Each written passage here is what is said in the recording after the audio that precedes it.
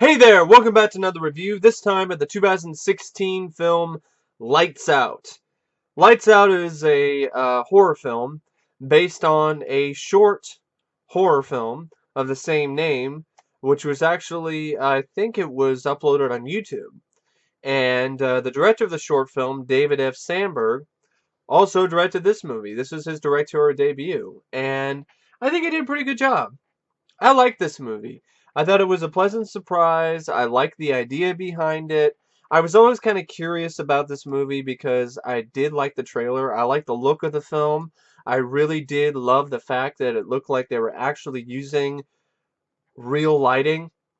It wasn't digital lighting. It wasn't fake artificial lighting that the directors and the studio and the producers and the editors added in post-production with After Effects or whatever the hell they use nowadays to do their annoying color scaling and adding artificial light to scenes. They actually used real lighting, and I really did appreciate that. That really stood out to me in a good way. There's a scene in the trailer where it actually uses a real black light, and I thought that was really refreshing to see. So it kind of interested me from the beginning. So I finally got around to watching it, and I thought it was a fun flick. It was entertaining. It wasn't what I would consider one of my favorites, but I would say I liked it as much as I did Conjuring 2 or any of these other sort of yeah, I'd say it's up there with Conjuring 2 as one of the better horror films I've seen this year.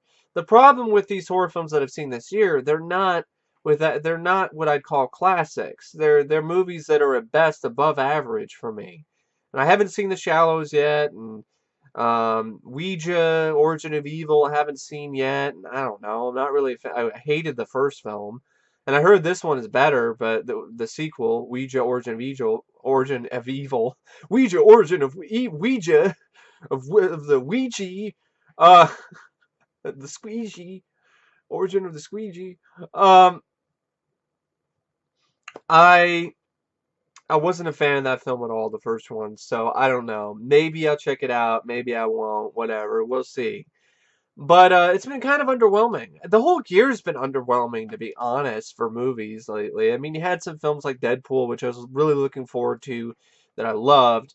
But, then there's other movies that just aren't really that great or are disappointing. So, yeah, I'd have to say it's one of the worst years I can think of in recent memory in terms of movies, especially movies in the theater. But anyway, I didn't see this in the theater. I saw it on my hard drive on home, and yeah, I thought the visuals were pretty good for the most part, especially the scenes that with the black light. And I did like how the director shrouded Diana in darkness for a majority of the film. And I really loved how he emphasized practical effects over CGI. That was even one of his main focuses.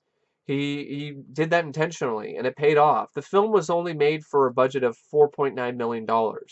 So that enabled him to do so much more with the film because it's not spending all this extra money on CGI and paying all these these computer guys, all these people who are going to work on the computers to work on the CGI. So he decided to do things with as much practical effects as possible, and it paid off. It makes the film look, I don't know, it made it stand out from a lot of these other horror films lately because of the fact that he focused on using as much practical effects as possible. And I think more horror directors nowadays could take a page from David F. Sandberg. Sadly, though, his next project is going to be Annabelle 2, which, not really sadly for him because he gets a good paycheck, which will help him further get out of the debt that he was in, apparently, before he took the job for Lights Out. But, which I'm glad this was a success for him because you can tell this is a guy who's passionate about what he's doing, and I always want to see more directors like this working in Hollywood, especially someone like David F. Sandberg in the horror genre in particular. Now, the movie made $148 million in the box office, so it was a hit. It was a $4.9 million budget, made over 148. That's a pretty good sized hit. So, yeah, and I can see why. It's a fun movie. It's kind of like the cinematic equivalent of a haunted house. Like when you go to a haunted house at, around Halloween time, and they might have black lights, and they might have people who jump out and scare you, whatever. It's kind of like that. So if you enjoy that kind of experience, then I would definitely recommend Lights Out. Now, at first, I thought this was like a great film. At first, I thought I didn't think it would had any problems at all, or like barely any. And then I analyzed it a little bit more, and I compared it to other films, like classic movies from the genre, and it just doesn't really hold up. It does not stand up to those films. And that's why I can only, and honestly, I kind of forgot about a lot of it already. So it must not have really made that enough of an impression on me to really be what I consider a classic. But that doesn't mean it's not a film that I didn't like. I mean, not every horror film can be a classic. Not every movie can be a classic. And not every film can be an instant classic. I mean, there's a reason why that doesn't happen that often. There's a reason why there's more mediocre, above average films than are good to great movies. Because it's harder to make a good or a great film. And I think the horror genre in particular, because there's all these different things you have to balance out and do them correctly. You have to make it scary. If that's one of the things you're trying to do. Some horror films don't have to be scary because they're psychological horror, or some form of horror, comedy horror or something. But with this type of movie, you got to make it scary, and that's one thing I got to knock the film for. It's not really that scary. It's not really that horrifying. So I think that is a problem that I do have with this movie. And, it scares. I thought the film itself as a whole wasn't as generic as some of the critics said it was, but I do feel that the scares were. Yes, I like the old-fashioned, old school, oh, you hear something scraping on the wall or on the floor type scares, or you turn a light on and there's something there in your peripheral vision. I like that kind of stuff, but it didn't really have any sort of, let's just say, pizzazz or flair about it. Like it was just kind of straightforward. And so, David Sandberg did a good job directing. I don't even know if I don't think it's his directing that's the problem. I think it's the screenplay. And the script by Eric Hessier, I actually think is pretty solid. It's adequate.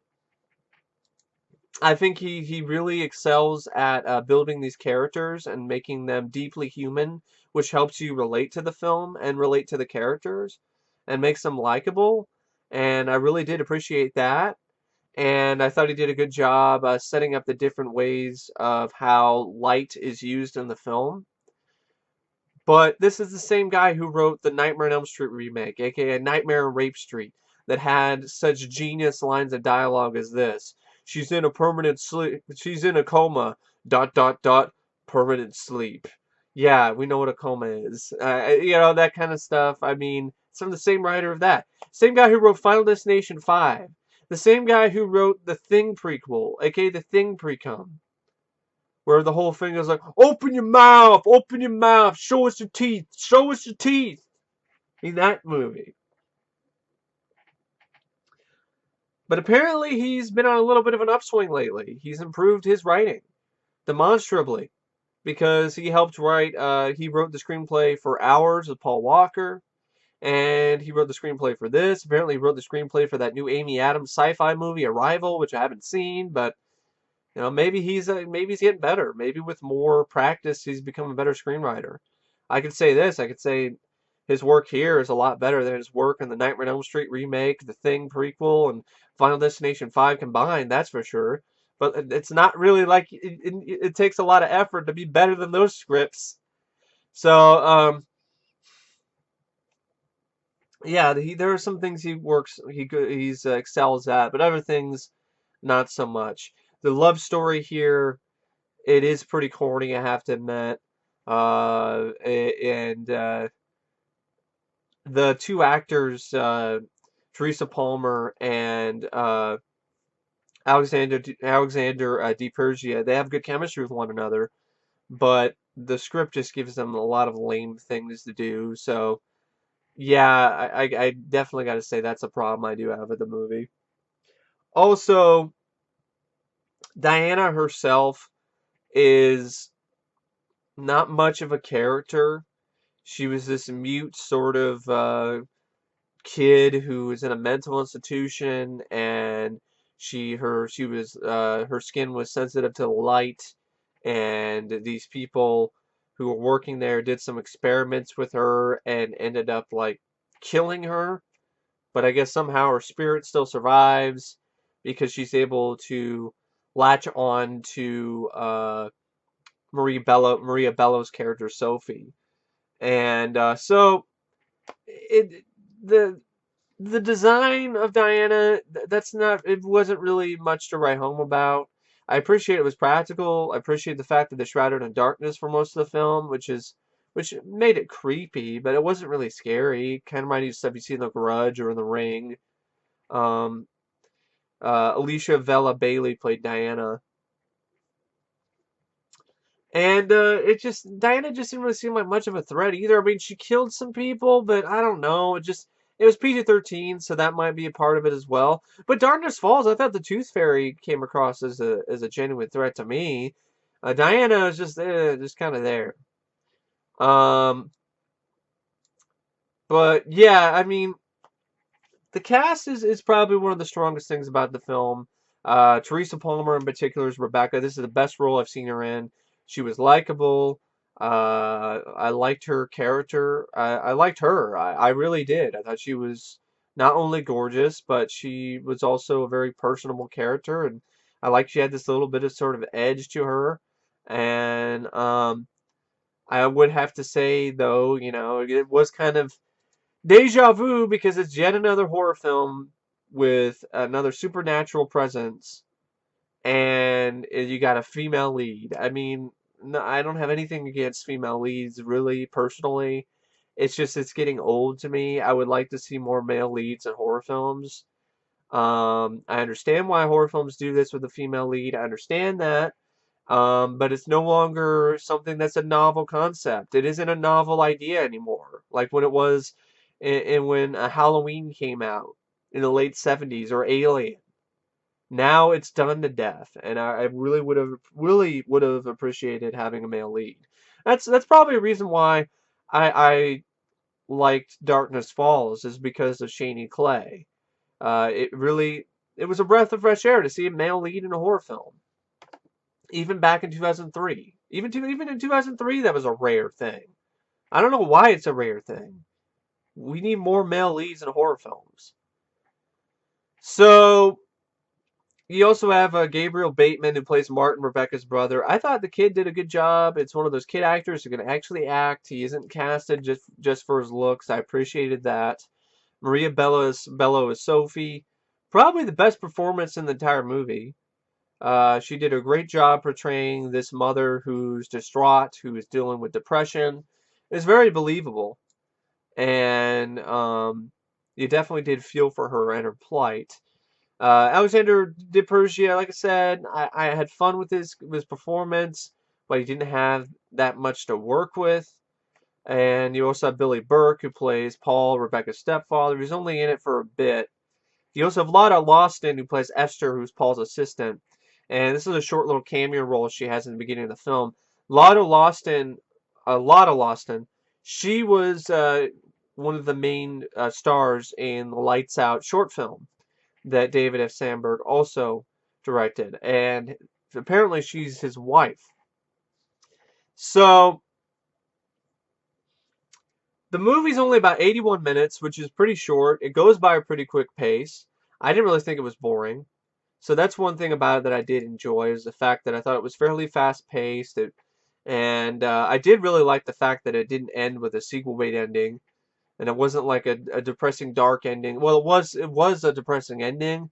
It was pretty dark, but it felt like it earned it, and it just ended it at the perfect moment. It didn't end it on some bullshit Diana's back and you know wait for the sequel type shit. So I did appreciate that.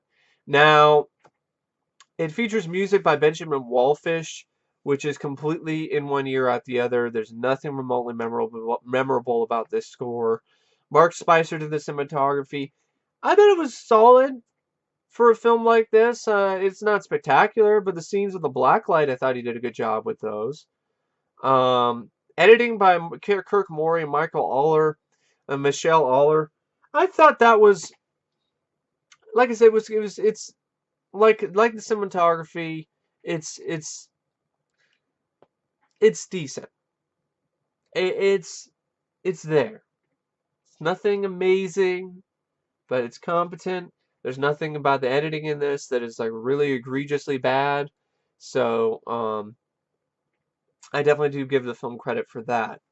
Now, the story, it opens up with this flashback, kind of, but not, well, it kind of is, where you have Billy Burke, who plays this guy who's running this textiles warehouse, and Lotta Losten is his assistant, and she notices when she turns out the lights, she sees what she believes to be some long-fingered apparition.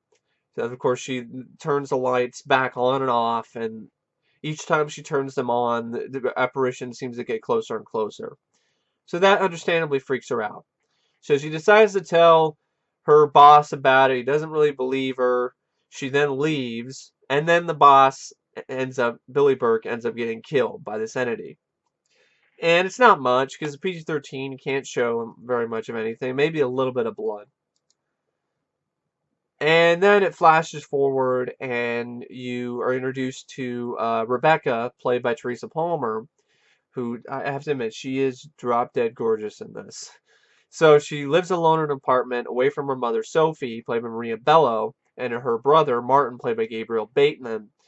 Sophie has a mental illness, and her depression has resurfaced, and this manifests in a very strange way. She starts talking to what, of course, her sister, her, not her sister, her daughter and her son believe is just some imaginary friend, but we know it's a lot more than that. So this really comes to a head when Martin sees the same apparition in his room and with his mom, and so this fear gives him insomnia, much like the kid in Darkness Falls. So because Martin's having trouble staying awake in class, the school ends up calling Rebecca over to, talk to the kid, maybe take him to his parents. So Rebecca takes Martin home, but then there's a little bit of a fight with the mother, and she ends up taking her brother to her apartment to protect him. That night, she awakens to scratching by the silhouetted woman who almost attacks her, though Rebecca manages to turn a light on, making the figure disappear. So an effective amount of tense sequences in this, but there's not real scares. They're tense, they're suspenseful, because I think the film does a great job making you care about the characters. You don't want bad things to happen to them, but there's nothing that's like really gonna make you keep you up at night. So Diana ends up scratching her name in the floor.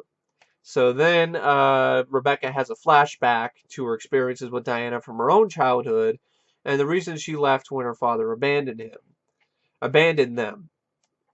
So that night, Sophie has a movie night with Martin and watches some old, I think it's like a Cary Grant movie or something. It's a really weird choice for a movie night with a kid his age. So, but she ends up including her imaginary friend, Diana, which of course frightens and scares the shit out of this poor kid. She tells him a story about Diana, a friend that she had when she was in a mental institution for her depression. Diana had an unusual condition that made her skin light sensitive. Martin looks up to see Diana crouched above him, and he runs to turn on the light. And Diana throws Sophie out of the way to get to Martin. She fails, and Martin escapes to Rebecca's. Also, there's a nice scene where, sort of investigative reporter scene, where Rebecca goes in and uncovers the mystery about who Diana is. And there's some really nice transitions in this film. And I thought David F. Sandberg, even though he had at best a mediocre script, he was able to bring a visual style to the film that I really did like. And you could tell this is a guy who knew what he was doing behind the camera.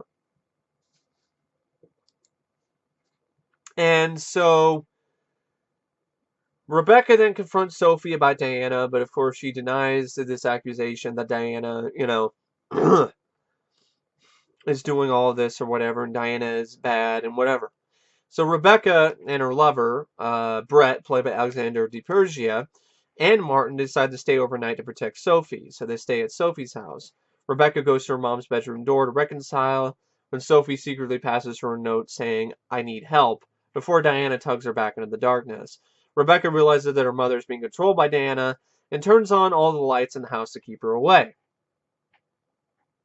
Well, knowing all this, Diana baits Rebecca and Martin into the basement by turning off all the lights, which I thought was a nice touch. Because normally when people go into the basement in these movies, it's for no reason. There's a reason here, and it's actually a trap. So I thought that was a change of pace. Because normally when someone goes in the basement in these type of movies, well, they're just going to get killed, and that's really about it. But here they actually went to the basement for a reason, to try to check the fuses, and then you find out it was all a trap. So Brett gets attacked, but he escapes and contacts the police. He does it in a really clever way, like he ends up using his phone to distract, to get Diana to go away, or he uses the car headlights. Um, Rebecca realizes that while Diana disappears under normal light conditions, the use of black light can allow them to see her. And I really like this scene because she goes down the basement and she uses all the black light and she sees all these drawings and stuff and writings, these words that Diana has written that only Diana apparently could really see unless you have a black light. And so that really, I'm a sucker for black light sequences because the black light really does add a whole, it makes things, when you see a scene with a black light, it is a very uh, one of a kind sort of experience while you're watching a movie. Even in crap like even a movie like Batman Forever, which I'm not really the biggest fan of, I did have fun with the black light scene with all the gang members of the skeleton face paint that Chris O'Donnell kicks their asses. I didn't mind that, and and there's another really strong use of black light in the film Orphan. So I'm absolutely all for using black light in movies. So this is no exception. And that added some nice suspense. This is probably the scariest the film got for me, is because of the fact that with the black light, you could see Diana. So you could be on the run, and as long as you had the black, but still, you're not going to make her go away. You can see her, but she could still attack you. Um, So she sees all these writings explaining how Diana will not let anyone take Sophie. Diana reveals that she killed Rebecca's father and he didn't abandon them. And then a pair of police officers arrive to help and are promptly killed by Diana. They weren't much of anything other than cannon fodder. Rebecca sends Martin outside to Brett, but goes back inside to rescue her mother. Diana is actually about to kill Rebecca when Sophie arrives brandishing a pistol. And of course, spoilers. The whole thing is spoilers. Sophie exclaims that she's the only connection to Diana. She's the only connection that Diana has, and that's what keeps her in this world. That's what enables her to go from the spirit world into ours.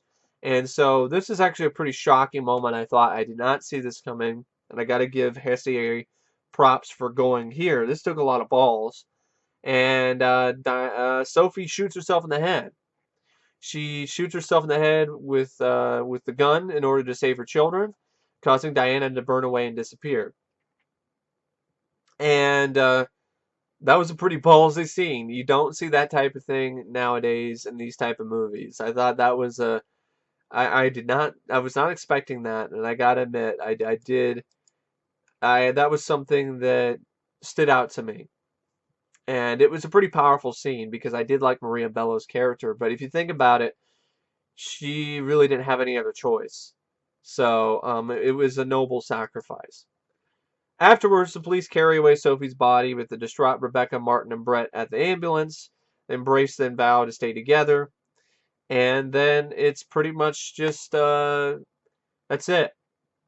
There's no sequel bait ending. It ends on it with a bang.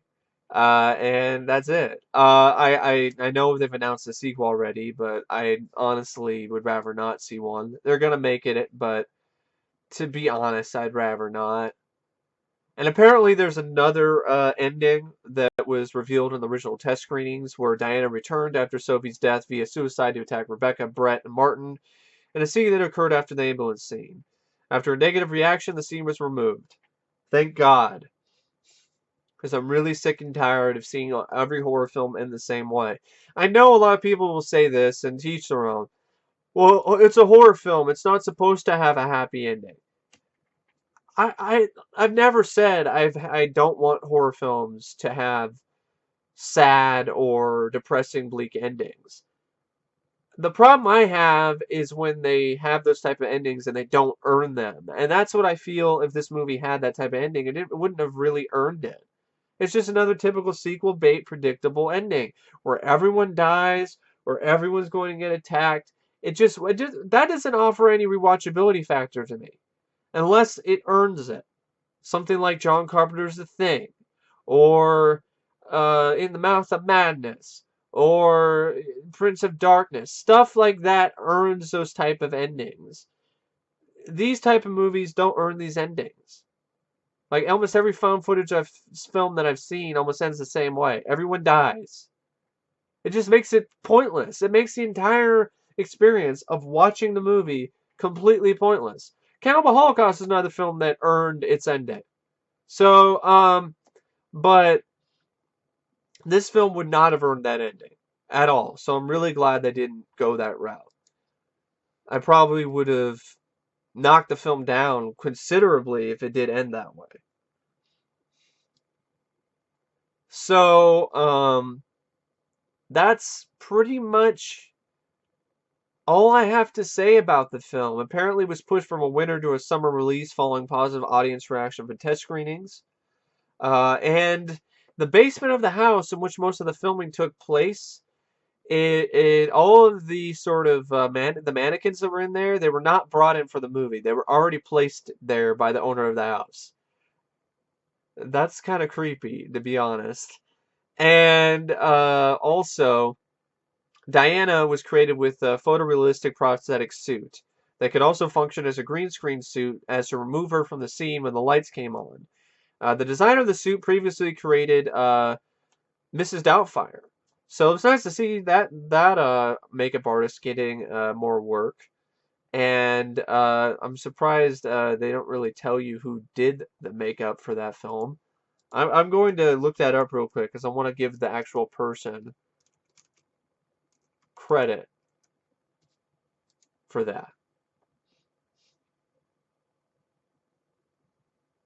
Dick Smith and Greg Cannom. I think it was Greg Cannom. I think it was Greg Cannom then. It's probably him. So, Greg Cannom has done a lot of stuff. I don't even know if I said his last name correctly. If I didn't, I apologize. So, I thought the practical effects on the suit were pretty good. It's just it wasn't a very memorable looking design. It was eerie, but kind of about it. And also, and speaking of eerie, a very eerie coincidence or kind of just really crazy thing. The basement of the house in which most of the filming took place mysteriously caught fire a few months after production wrapped. Probably just a coincidence, but they were dealing with spiritual stuff and bad juju, and sometimes there's kind of crazy stuff that happens on sets when you are shooting films like this. But anyway, I really don't know what to say about the movie, except if I was going to rate it out of 5 stars, I'd give the movie 3.5 out of 5. Like I said, I liked it. I liked the movie. I thought it was an enjoyable film for what it was. I liked the concept. I liked the idea. I thought they did a lot of things with it, and that's one of the main reasons why I like the movie. I also really like Teresa Palmer, Maria Bello.